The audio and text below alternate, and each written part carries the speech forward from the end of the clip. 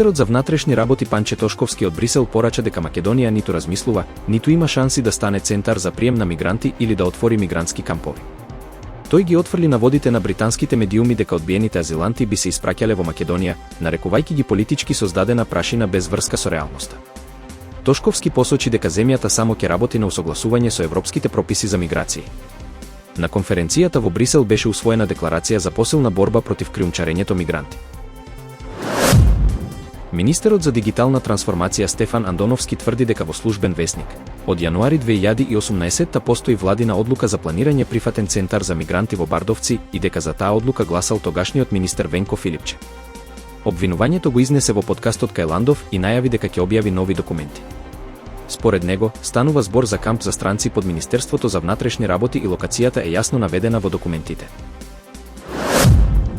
Директорот на службата за општи и заеднички работи на владата, Ивица Томовски, откри дека новите црвени регистарски таблички за службени возила биле успешно тестирани преку системот Safe City, пошто започнала нивната изработка.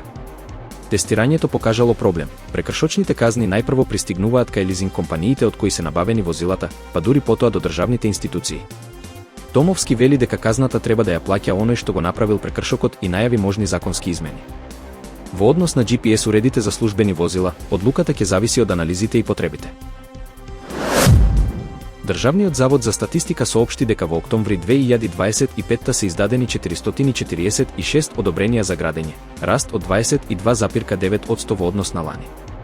Вкупната вредност на проектите достигнува околу 172 милиони евра, зголемување од 25,1%, главно поради одобрението за делницата Букојчани, Кичево на патот А2, вредна 44 милиони евра.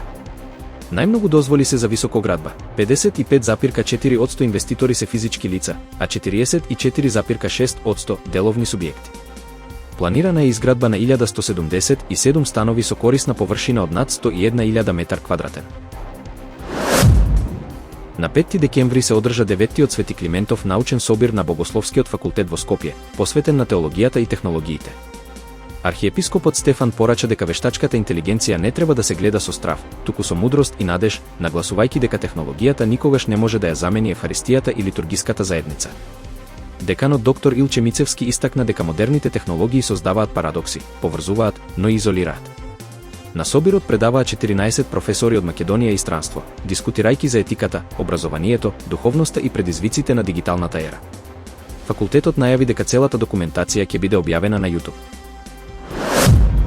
На 10 декември во Музеот на националната борба во Скопје беа промовирани двете монументални изданија, посланија и беседи од архиепископ Доситеј и зборникот Таков архиереј ни требаш.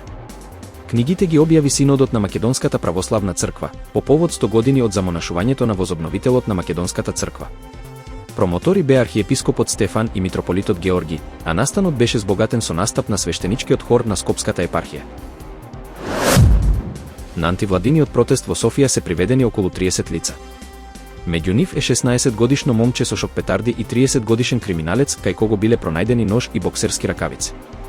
Приведен и маж без документи, а уште тројца биле задржани за идентификација, од кој еден бил баран по потерница.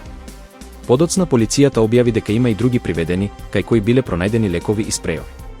И покрај притворите немало пријавени сериозни инциденти.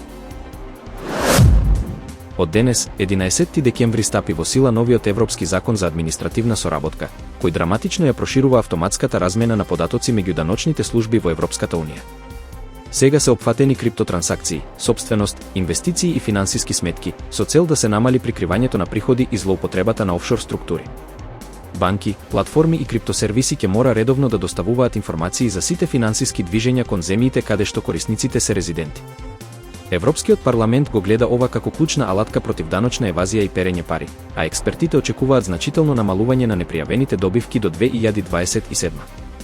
Дел од криптозаедницата стравува од прекумерна регулација, додека европратеникот Бартулица предупредува дека високи трошоци за усогласување може да го одвратат иновацијскиот сектор од Европа. Мексико воведува нови царини до 50% на повеќе од 1400 производи, главно од земји без слободна трговија, како Кина, Индија и Тајланд. Пекинг остро реагира и ја повикува Мексико да ја повлече одлуката. Мерките доаѓаат во момент кога Мексико се соочува со притисоци од САД и закани од претседателот Доналд Трамп за нови тарифи. Вашингтон стравува дека Кина преку Мексико може да ги заобиколи американските царини, а трговските тензии меѓу трите земји се засилуваат. Политико го прогласи Доналд Трамп за најмоќна личност во Европа во 2025 година, оценувајќи дека неговите одлуки најсилно влијаеле врз европската политика, од одбраната до трговијата. Порталот го опишува како непредвидлив партнер што ги редефинира односите со Европа по своји услови. На листата зад него следат Мете Фредериксен, Фридрих Мерц и Марин Ле Пен, додека Путин е на петтото место. Според Политико, европските лидери се уште зависат од американската заштита, но тивко граат поголема автономија во однос на Вашингтон.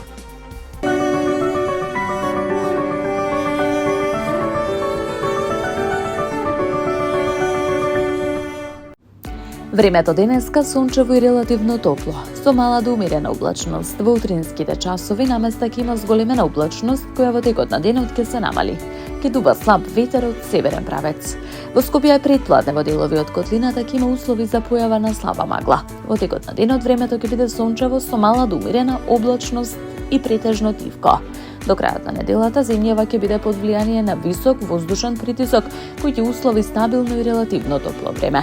По одделни котлини во предпладневните и ноќните часови ќе има појава на магла.